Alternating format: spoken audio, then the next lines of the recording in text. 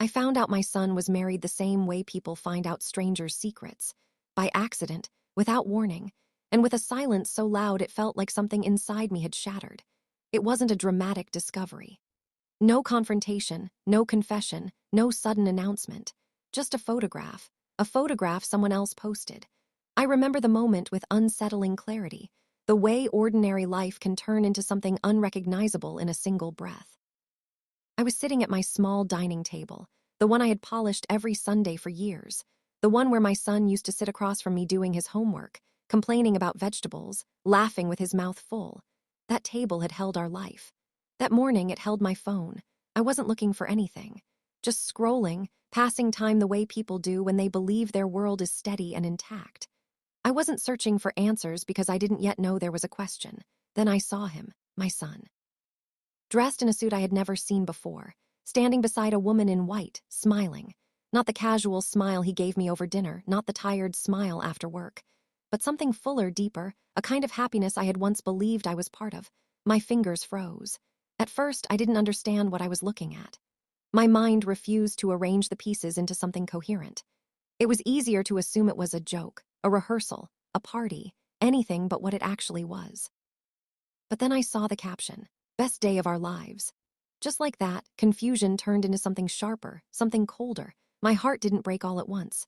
It cracked slowly, quietly, like glass under pressure, one invisible fracture spreading into another until the whole thing could no longer hold. I stared at the screen longer than I should have, as if the image might change if I looked hard enough. As if my son might suddenly step out of the frame and explain everything. But he didn't. He just stood there, smiling, complete, whole, in a life I had not been invited into. That was the moment the silence began to speak, because it wasn't just that he got married. It was that he didn't tell me. I tried to breathe normally, but my chest felt tight, like something was pressing down on it. My thoughts raced, tripping over each other in desperate attempts to make sense of the impossible. Maybe it was sudden. Maybe he didn't have time. Maybe, but even as I reached for excuses, something deeper inside me whispered a truth I wasn't ready to face. Weddings aren't accidents, they are planned, chosen, decided. And in every decision leading up to that moment, I was left out. I set my phone down, but the image stayed in my mind. It replayed itself over and over again. His smile, her dress, the way their hands were intertwined. I had imagined that moment once. Not like that, never like that. In my version, I was there. Sitting in the front row, maybe crying a little too much, maybe embarrassing him the way mothers do. I would have adjusted his tie, fixed his collar, told him he looked handsome even if he rolled his eyes. I would have welcomed her. I would have loved her. That's what made it hurt the most, not just the exclusion, but the lost opportunity to give something I had been saving for years. Love. Instead, I was a stranger to it all. And somehow, that felt worse. The hours after that passed in a blur. I moved through my home like it belonged to someone else, touching familiar things that suddenly felt distant. The walls didn't change, the furniture didn't change. But something inside me had shifted, the safety I once felt, the quiet confidence that no matter what happened, my son and I were connected, was gone, replaced by uncertainty, by doubt, by a question I couldn't ignore. Why, I picked up my phone again, this time with purpose. My fingers trembled slightly as I opened his contact. I stared at his name. How many times had I called it with warmth?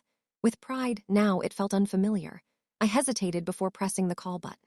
Not because I didn't want answers, but because I was afraid of what those answers might be. Still, I called. It rang once, twice, 3 times, then it went to voicemail. I didn't leave a message. What would I even say? Congratulations on the wedding I didn't know about. The thought alone made my throat tighten, so I waited. At first, patiently, then anxiously, then painfully. Hours passed, and there was nothing. No call back, no message, no explanation, just silence. And silence, I realized, can be louder than any words. By evening, the confusion had started to settle into something heavier. Hurt, not loud, dramatic hurt, but quiet, persistent, undeniable, the kind that seeps into your bones and stays there. I replayed memories in my mind, birthdays, school events, late-night talks. All the moments I had believed meant something. Had I imagined the closeness? Had I misunderstood our relationship? Or had something changed without me noticing? The questions multiplied, but the answers remained just out of reach. And then, slowly, another thought crept in. This wasn't just about him. It was about her, my daughter-in-law, a woman I barely knew, a woman who had somehow become central to my son's life without ever truly entering mine. I had met her only a handful of times. Each meeting polite, controlled, distant. She smiled, but it never reached her eyes. She spoke kindly, but there was always something measured in her tone, like every word was chosen carefully, not to connect but to maintain distance. At the time, I dismissed it. Not everyone is warm, not everyone is open. I told myself it would take time. But now, looking back, those moments felt different, sharper, clearer, like pieces of a puzzle I had ignored. And for the first time, a possibility I didn't want to consider began to take shape. What if this wasn't just his decision? What if it was hers? That thought didn't come all at once. It built slowly, quietly, as I revisited every interaction, every subtle glance, every unspoken tension. The way she would redirect conversations. The way she would subtly position herself between us, not physically, but emotionally. The way my son, once open and easy with me, had become more guarded, more distant as time went on. At the time, I thought it was life. Work, stress, growing up. Now I wasn't so sure. I sat alone that night, the house too quiet, the air too still. I realized something then that I hadn't allowed myself to admit before. This didn't feel like an accident. It felt like a decision. And decisions have reasons. That realization didn't bring clarity, it brought something else. A deeper kind of pain. Because if it was a decision, then it meant I had been considered. And then excluded, intentionally. I didn't sleep much that night. My thoughts kept circling back to the same place, the same image, the same unanswered questions. By morning, exhaustion had settled in, but so had something else. Awareness, not clarity, not peace, but a quiet understanding that whatever this was, it wasn't simple. I tried calling him again. This time, he answered. His voice sounded normal, too normal, like nothing had happened, like everything was fine. For a moment, I couldn't speak. All the words I had rehearsed in my mind disappeared, leaving only the weight of everything I felt. I saw the picture, I finally said. There was a pause, not long, but long enough. Oh, he replied, just that. Oh, no explanation, no apology, just a single word that carried more distance than anything else he could have said. You got married, I continued, my voice quieter than I expected. Simple answer, another wall. I waited for more, there was nothing. Why didn't you tell me? The question hung between us, heavy and unavoidable. When he finally spoke, his tone had changed, not angry, not emotional, just careful. It was small, he said. We didn't want a big thing. That word again, it wasn't just his decision, it was theirs. I'm not asking about a big thing, I said gently. I'm asking why I wasn't there. Pause, this one longer, more uncomfortable. It just happened fast, he said, but something in his voice didn't match his words. And for the first time, I heard it clearly, not truth, but avoidance. And in that moment, something inside me shifted again, because I realized I wasn't just talking to my son anymore. I was talking to someone who was choosing what to say and what not to say. I see, I replied softly, and I did, not fully, but enough. We spoke a little longer, but the conversation never went where it needed to go. It stayed on the surface, safe, controlled, incomplete. When the call ended, I didn't feel better. I felt certain this wasn't a misunderstanding. It was something deeper, something intentional. Days passed, and the silence returned, this time heavier, more defined. I didn't reach out again, not because I didn't want to, but because I needed to understand. And understanding requires space. It was during that space that I began to notice more, small things, subtle things, things I had once overlooked. Like how every time I had tried to make plans, there was always a reason it didn't work. How every visit felt shorter than the last. How my presence seemed inconvenient. At the time, I blamed timing. Now I saw a pattern. And patterns don't lie, they reveal. Piece by piece, the truth became harder to ignore. I wasn't just left out of the wedding. I had been slowly moved out of his life, carefully, quietly, deliberately. That realization didn't come with anger, not at first. It came with something else, grief. Not for what was lost in that moment, but for what had been slipping away long before I noticed. I sat with that feeling longer than I wanted to, because it forced me to confront something painful. Love, no matter how deep, is not always enough to keep someone close. And loyalty, no matter how strong, is not always returned. Still, even in that pain, a part of me held on, to hope, to the belief that maybe, just maybe, there was more to the story, that I didn't have all the answers yet. That things could still be explained. But hope, I would soon learn, has a way of being tested. Because just when the silence began to feel permanent, it broke. Not with an apology, not with an explanation, but with a message from her, my daughter-in-law. And what she said next would change everything. The message came in the afternoon, no greeting, no hesitation, no acknowledgement of the silence that had stretched between us like a wound left open, just a request. I hope you're doing well. We actually need some help right now. Things are a bit tight after the wedding and moving expenses. Could you send some money? I read it once, then again, and then a third time slower as if the meaning might soften if I gave it enough space. It didn't. If anything, it became sharper, clearer, more deliberate. I sat there, my phone in my hand, feeling something shift inside me, not the same kind of pain I had felt before. That quiet, aching sadness had been replaced by something steadier, something colder. Not anger, not yet, but awareness. Because in that moment, the contrast was impossible to ignore. I had been excluded from one of the most important days of my son's life, but included when it came to funding the aftermath of it, silence when it came to love, expectations when it came to money. I didn't respond right away, not because I didn't know what to say, but because I knew that whatever I said next would matter, more than anything I had said before, so instead of reacting, I waited. And for the first time since everything began, I didn't feel powerless in that waiting. I felt observant, careful, intentional, because something about this didn't feel like a simple request. It felt like a test, and I needed to understand what I was being tested for. Hours passed before I replied. Dear, I was surprised to hear from you. I only recently learned about the wedding. I wish I had known. I kept it simple, polite, measured. There was no accusation in my words, but there was truth. And truth, I've learned, has a way of making people uncomfortable. Her response came quickly. Oh, it was very small. We didn't think it was necessary to involve everyone. It was all very last minute.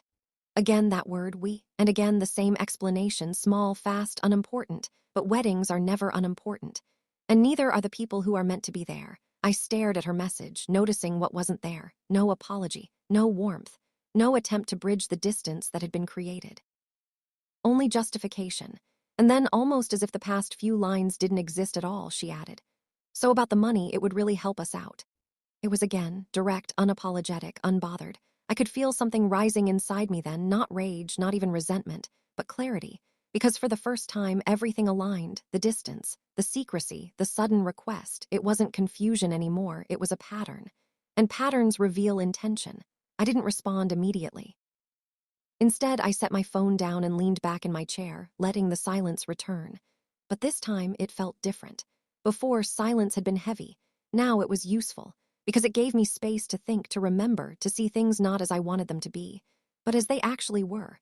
I thought about every interaction I had with her, every polite smile, every controlled conversation, every moment that felt slightly off, even when I couldn't explain why. And then I thought about my son.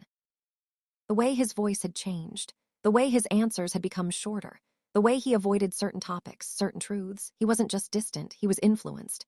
And that realization didn't bring anger, it brought understanding, not forgiveness, not yet, but understanding. Because people don't always betray you loudly. Sometimes they drift, quietly, gradually, until one day you realize you're no longer standing in the same place. I picked up my phone again, but this time I didn't open her message. I opened his, and I typed, "Would you like to come by this weekend? I'd love to see you both." Was no mention of the money, no mention of the wedding. Just an invitation, because if there was going to be a conversation, a real one, it wouldn't happen through a screen, it would happen face to face. Where words couldn't hide behind distance, where silence would have to mean something, his reply came later that evening. Sure, we can come by. Simple, neutral, but it was enough. The next few days passed slowly, each hour stretching with anticipation, not fear, not anxiety, but preparation. Because I knew this wasn't just a visit, it was a moment, a turning point. And I needed to be ready, not emotionally, but mentally, calm, clear, steady. I didn't rehearse what I would say. I didn't plan a confrontation. Instead, I focused on something else, truth. Because truth doesn't need performance, it just needs presence. When the day came, I woke up early. The house felt different, not tense, not heavy, but aware. As if even the walls understood that something was about to shift. I prepared tea, set the table, moved through familiar motions with unfamiliar purpose. When they arrived, I greeted them the same way I always had, with warmth, with openness, with grace. Because no matter what had happened, I refused to let bitterness define me. She smiled when she saw me, polite, controlled, unchanged. My son hugged me, but it felt different, lighter, quicker, as if something invisible stood between us. We sat together, the three of us, the air filled with small talk that meant nothing and everything at the same time. Weather, work, ordinary things. But beneath it all, there was tension. Unspoken, waiting, and then finally she brought it up. Did you think about what I asked? No hesitation, no transition, just straight to the point. I looked at her, really looked at her. And for the first time, I didn't see just a woman. I saw intention, control, expectation. And beneath it, something else, insecurity. Because people who are secure don't need to control narratives. They don't need to exclude others to feel important. They don't need to demand without giving. I turned to my son. He didn't meet my eyes. And in that moment, I understood everything I needed to. This wasn't just about money. It was about power, about who mattered, about who didn't. I took a slow breath before speaking.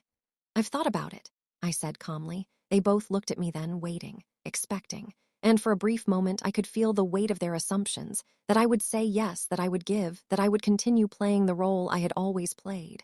The one who sacrifices, the one who gives. One who stays silent. But that version of me had changed. I won't be able to help you financially, I continued. The words were simple, but they carried everything. Her expression shifted first, just slightly, but enough: surprise, then disbelief, and then quickly something sharper. But why? She asked, not hurt, not confused, but challenged, as if my refusal was an inconvenience rather than a decision. I didn't raise my voice. I didn't change my tone. I wasn't part of your wedding, I said gently. I wasn't part of your decision, and yet I'm being asked to be part of the consequences. Heavy, unavoidable. That doesn't seem fair, I added. She opened her mouth to respond, but before she could, I continued. This isn't about the money, I said. It's about respect. That word landed differently because respect cannot be argued. It can only be shown or not. We didn't mean to, my son started, but I looked at him then and he stopped, not because I interrupted him, but because for the first time I didn't look away. I'm not angry, I said softly, but I am aware. That was the truth, not anger, not revenge, just clarity. You made a choice, I continued, to build a life together, and I respect that, but part of that choice was leaving me out. Her expression hardened slightly. We didn't think it was necessary. I know, I replied, and I did. That was the problem. The room fell silent again, but this time it wasn't uncomfortable, it was honest. Because the truth had been spoken, and truth, once spoken, cannot be undone. I've spent my life giving, I said quietly. Not because I had to, but because I wanted to, because I believed in us. I paused, letting the words settle. But giving without respect isn't love, I added. It's just loss. Son looked at me then, really looked at me. And for the first time since all of this began, I saw something in his eyes, not defensiveness, not distance, but realization, small, flickering, but there. I'm not shutting you out, I said. I'm just stepping back.